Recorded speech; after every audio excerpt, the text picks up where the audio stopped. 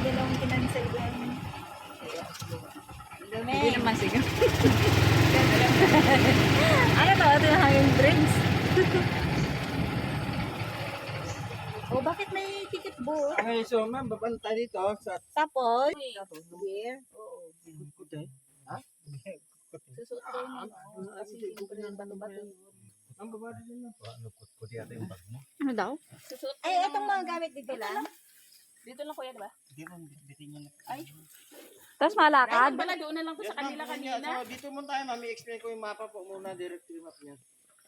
Naglalandi ako pag nakita akong ahas. Baba siya. Ticket book. Di magkuko dito. Oh, kung ano yung ko na, parang, ano na kaya tayo? Ano? Nakapilas ko. Yung lalaki na nila. Akala ko naman. Hindi ko naman alam. Yeah. Ay, ano ka yung gamit mo? Iba, dito pa yun. Dati na sa doon sa kanila. Kuya! Kuya! Hindi, ma'am. Doon sa dati? Oo. Hindi siya pwedeng pumunta doon? Para inatid to. Gamit to ng baby. Taglit lang naman tayo. So, hawakan nyo natin. So, kung hindi nyo kayo, pahawakin natin tayo. Okay, makinig po tayo. So, good morning. Welcome to Ilaris Sanctuary. Mabuhay. So, bali, tawagin nyo ko Uncle George, ha? O kaya, tinanggal, kapag sanggal yung sombrero ko, Luloy George ang tawag sa akin.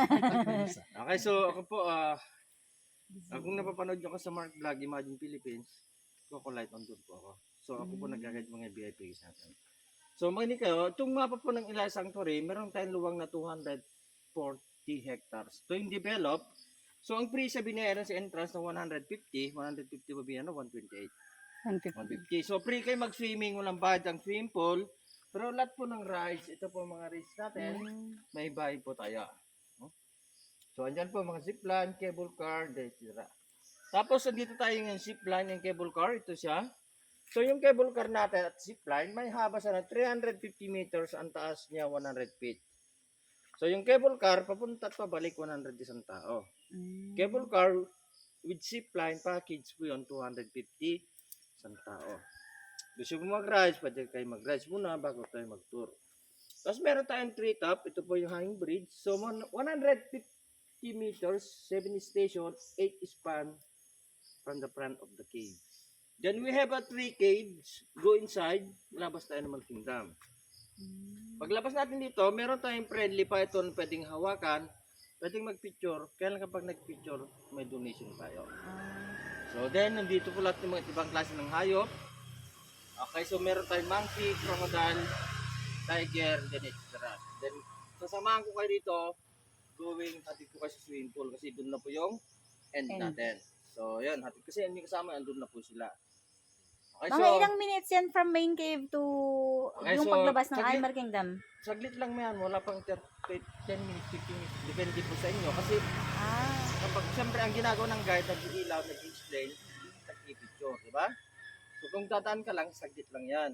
Wala pang 15 minutes, 20 minutes. Okay, kasi ang ginagawa ng guide, hindi lang basta dadaan. Siyempre, ganoon sabi ko. I-explain mo yung mga... I-explain ko yung paano lumalaki, paano tutubo. Kasi, kaya po, bawal pumunta doon na walang guide dahil bawal hawakan. Hawakan po yung mga buhay po, mga stalactites sa lagman.